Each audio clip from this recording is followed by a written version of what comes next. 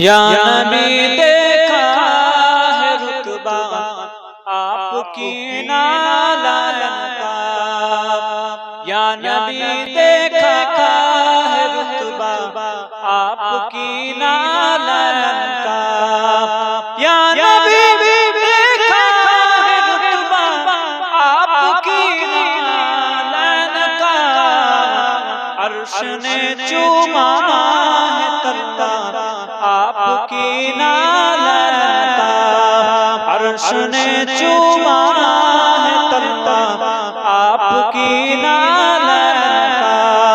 या नबी देखा है रुतबा आपकी नालायन का, आपकी खिदमत का मुझको काश मिल जाता शरफ, आपकी खिदमत का मुझको काश मिल जाता शरफ। बांधता हाथों से तस्ना आपकी नालायन का, बांधता हाथों से तस्ना आपकी नालायन का।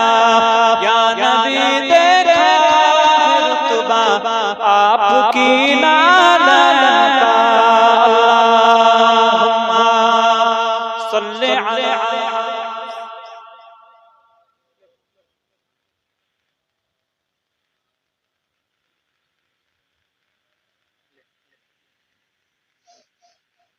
मोहब्बते जोरे जोरे पढ़ें, आखिरी मुनाजात आगे सबाई मिले मोहब्बते पढ़ें अल्लाहुम्मा।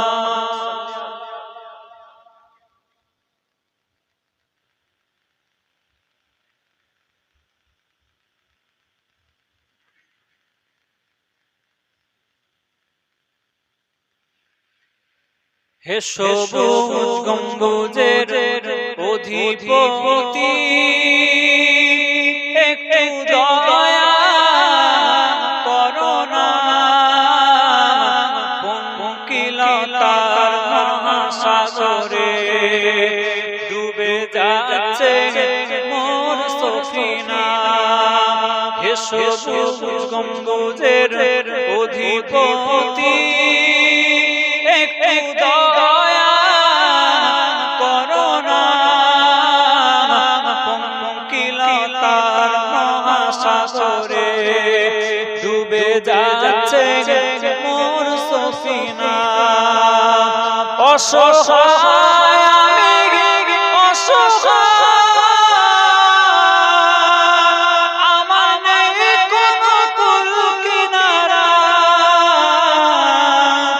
যদি ইশারায় ডাকো আমায় তবে পেয়ে যায় সাহারা, যদি ইশারায় ডাকো আমায় তবে পেয়ে যায় সাহারা। এ হাসনাইনের নানা জান, একটু দয়া করো না, পঙ্কিলতার মহাসাগরে ডুবে যাচ্ছে মোর সফিনা। হে সবুজ গম্বুজের অধিপতি, একটু দয়া করো না, পঙ্কিলতার মহাসাগরে ডুবে যাচ্ছে মোর সফিনা।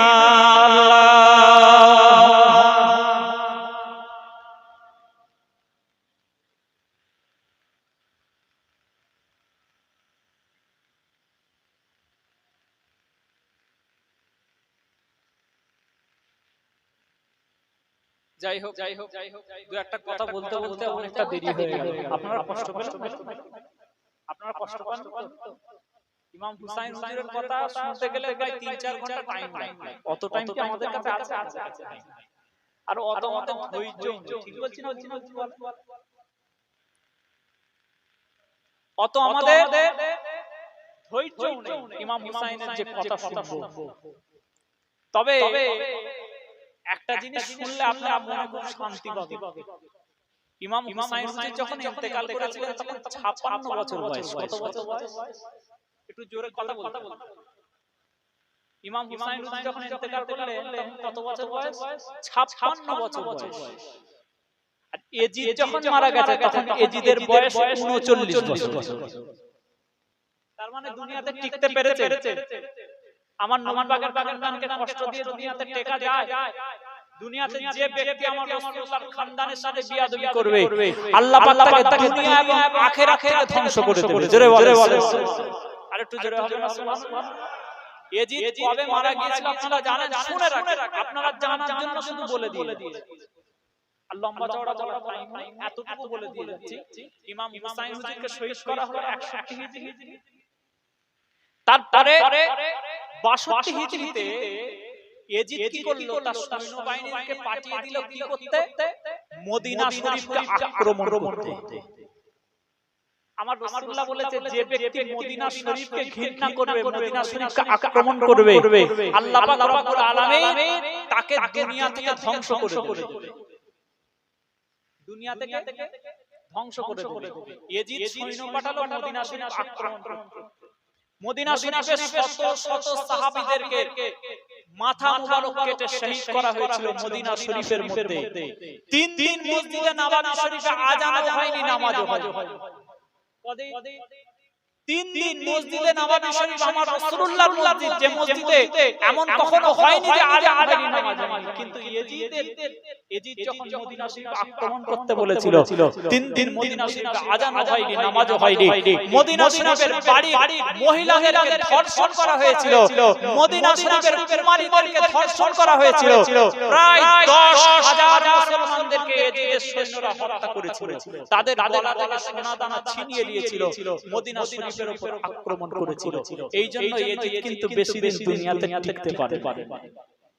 এমন উবাইদুল্লাহ ইবনে জিয়াদ ইমাম হুসাইন হুজুরের মাতার সাথে যেরকম খারাপ ব্যবহার করেছিল, উবাইদুল্লাহ ইবনে জিয়াদ যখন মারা গেছে তখন উবাইদুল্লাহ ইবনে জিয়াদের সাথে মুসলমানরা এই রকম খারাপ আচরণ করেছে।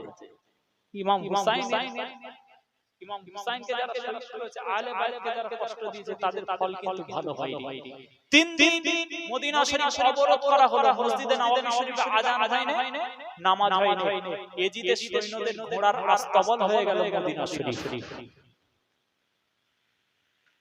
ভাই আমার দোস্তরা নওজওয়ানেরা, এ নবীর মদিনা মদিনা শরীফের জমিনে 3 দিন আযান বন্ধ রয়েছে, 3 দিন নামাজ বন্ধ রয়েছে। মদিনা শরীফের জমিনে মসজিদে নববী শরীফের মধ্যে এজিদের সৈন্যদের ঘোড়াগুলোকে চড়ার জন্য মসজিদে নববী শরীফকে ঘোড়ার রাস্তা বলে পরিণত করেছে। এ নবীর উম্মতিরা, হযরত সাঈদ ইবনে মুসাইয়্যিব রাদিয়াল্লাহু তাআলা আনহু বর্ণনা করছে, আমি মসজিদে নববী শরীফের মধ্যে আটকা পড়ে গেলাম। অথবা একজন রাবী বর্ণনা করেছে, একজন তাবী মদিনা শরীফের মসজিদে নববী শরীফের মধ্যে অবরোধ হয়ে গেলেন। সেই তাবী বর্ণনা করছেন, মদিনা শরীফের মসজিদে নববী শরীফটাকে যখন আক্রমণ করা হয়েছিল, 3 দিন অবরোধ করা হয়েছিল, আমি রাসূলুল্লাহর মাজার শরীফের পাশে 3 দিন দাঁড়িয়েছিলাম। আমি নিজের কান দিয়ে শুনতে পেয়েছি মদিনা শরীফের মসজিদে নববী শরীফের মধ্যে এজিদের সৈন্যরা আযান দিতে দেয়নি, নামাজ পড়তে দেয়নি, কিন্তু আমি আমার নিজের কান দিয়ে শুনতে পেয়েছিলাম। আযানের যখন সময় হয়ে যায়, আমার রাসূলুল্লাহ শরীফের ভিতর থেকে আযানের আওয়াজ আমি শুনতে পেয়েছিলাম। জোরে বলে, আরেকটু জোরে হবে না সুবহানাল্লাহ। যখন আযান বন্ধ করে দিয়েছে তখন আমার রাসূলুল্লাহ রওজা শরীফ থেকে আযানের আওয়াজ ভেসে ভেসে এসেছে। বলুন আল্লাহ। 63 হিজরি, 61 হিজরি ইমাম হুসাইনের শাহাদাত, মনে রাখবে। 62 হিজরি মদিনা শরীফ আক্রমণ, ইমাম হুসাইনের শাহাদাত। একটা পৃথিবীর জঘন্যতম কাজ, আমার নবী পাকের কলিজার টুকরা ইমাম হুসাইন, তাকে শহীদ করে দেওয়া পৃথিবীর জঘন্যতম কাজ। 62 হিজরিতে মদিনা শরীফ আক্রমণ, পৃথিবীর আরেকটা জঘন্যতম কাজ। 63 হিজরিতে মক্কা শরীফ আক্রমণ করা। কোথায় আক্রমণ করা হলো? এজিদের সৈন্যরা মক্কা শরীফে চলে গেল।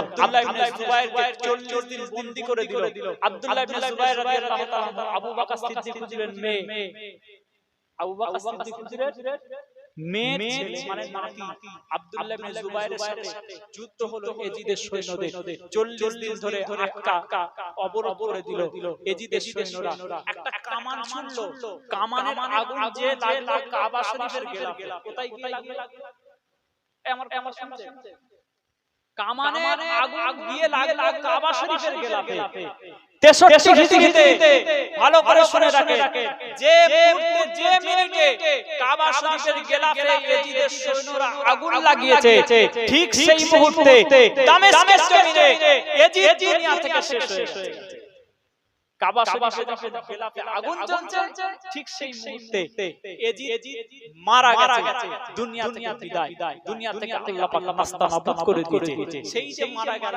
আজও কেউ এজিদের নামে মুসলমানদের বাচ্চাদের নামও রাখে না আজও এজিদের বংশধর এই পৃথিবীতে খুঁজে পাওয়া যায় না কিন্তু ইমামে হুসাইনের বংশধর আপনাদের সামনে বসে আছে বলুন না এজিদের বংশধর খুঁজে পাওয়া যায় না আমরা গুনাহগার আমরা কিন্তু আল্লাহ পাক আমার নবী পাকের ঘরেতে খানদানেতে জন্মগ্রহণ করার তৌফিক দিয়েছে এজিদের বংশধর সারা পৃথিবীতে খুঁজে পাবেন না কিন্তু ইমামে হুসাইনের বংশধর আপনার সামনে আমি বসে আছি আমি নিজে সাক্ষী ইমাম হুসাইনের খাজা মুঈনুদ্দিন চিশতি ইমাম হুসাইনের বংশধর আব্দুল কাদের জিলানী রাহমাতুল্লাহ আলাইহি মায়ের দিয়ে আমার নবী পাকের খানদান আজও কিন্তু জিন্দা আছে জোরে বলেন সুবহানাল্লাহ আরেকটু জোরে বলেন সুবহানাল্লাহ নারে তাকবীর নারে তাকবীর নারে তাকবীর আহলে বাইত বলেন জিন্দাবাদ আহলে বাইত আহলে বাইত নারে তাকবীর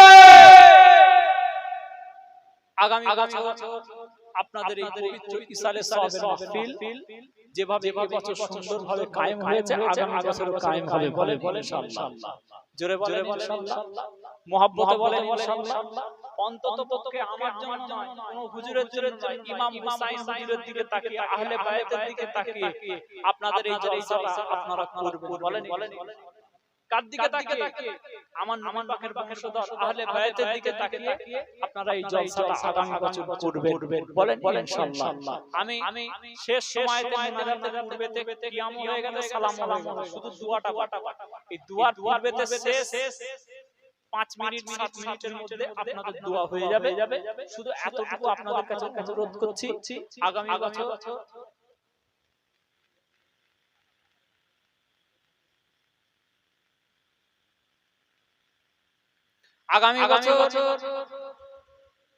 আমার নবী পাকের খানদানের ইসালে সওয়াব মুহররমের ইসালে সওয়াব আগামী বছর আপনাদের মধ্যে একজন ব্যক্তি ওয়াদা করে কত টাকা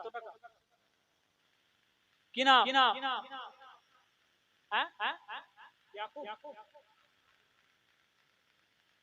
আমার এক ভাই 1000 টাকা দান করেছে আহলে বাইতের মুহাব্বতে জোরে বলেন সুবহানাল্লাহ আলহামদুলিল্লাহ আল্লাহ পাক দানকে কবুল করেন বলেন আল্লাহুম্মা আমিন একবার তাকবীর দেন নারে তাকবীর নারে তাকবীর নারে তাকবীর আমার ভাই আহলে বাইতের মুহাব্বত নবী পাকের খানদানের মুহাব্বতে 1000 টাকা আগামী বছরের জন্য দান করেছে আপনাদের মধ্যে একজন ব্যক্তি আমি দেখতে চাই আগামী বছর নবী পাকের খানদানের মুহাব্বতে আহলে বাইতের মুহাব্বতে 3000 টাকা দান করবেন একজন ব্যক্তি ওয়াদা আপনারা এতগুলো মানুষ বসে আছেন ব্যবসা বাণিজ্যের সাথে জড়িত বিভিন্ন কাজ কারবারের সাথে জড়িত আপনাদের কাছে অনুরোধ রেখে যাচ্ছি আপনাদের কাছে হাত পাচ্ছি আখেরি মুনাজাত করবে একজন ব্যক্তি আগামী বছরের জন্য আহলে বাইতের ইসালে সওয়াব আশুরার ইসালে সওয়াব মুহররমের ইসালে সওয়াবে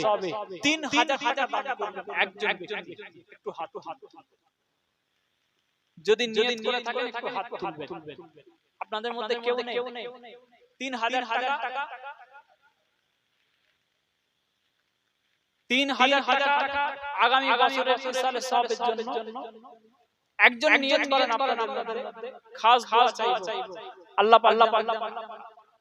কিনা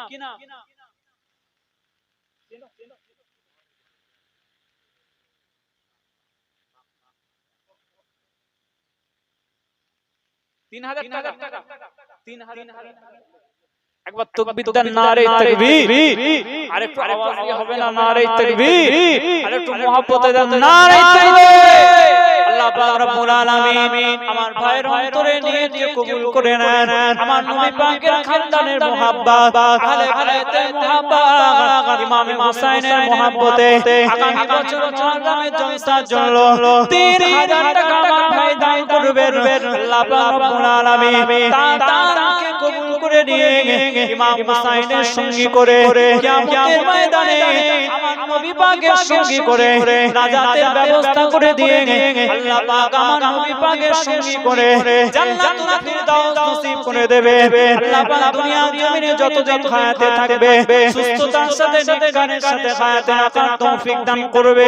ব্যবসা বাণিজ্যে আল্লাহ পাক উন্নতি দান করবে। জীবনে একবার হলেও আমার নবী পাকের রওজা শরীফে যাওয়া জিয়ারত করার তৌফিক দান করবে। জীবনে একবার হলে আল্লাহ পাকের কাবা শরীফে হজ করার আল্লাহ পাক যেন তৌফিক দান করে দেন। জোরে বলেন আমিন। আরেকটু জোরে বলেন আল্লাহুম্মা আমিন। আরেকজন ব্যক্তি আছে 3000 টাকা আগামী বছর মুহররম মাসে আশুরা উপলক্ষে আহলে বায়তের মুহাব্বতে 3000 টাকা দান করবে। কেউ আছে না? এই মিডিয়ার কাজ হয়ে গেছে, মিডিয়া আবার বন্ধ করে দাও। 3000 টাকা আপনাদের মধ্যে কেউ নেই? একজন ব্যক্তি আগামী বছরের জন্য আহলে বায়তের মুহাব্বতে 3000 টাকা দান করবে। একটু সাহস করে বলে আল্লাহ পাক আপনাদের দানে বরকত দেবে।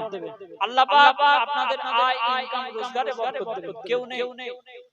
জওয়ান ভাইরা আছেন, চাচা চাচারা আছেন, আব্বা জানেরা আছেন।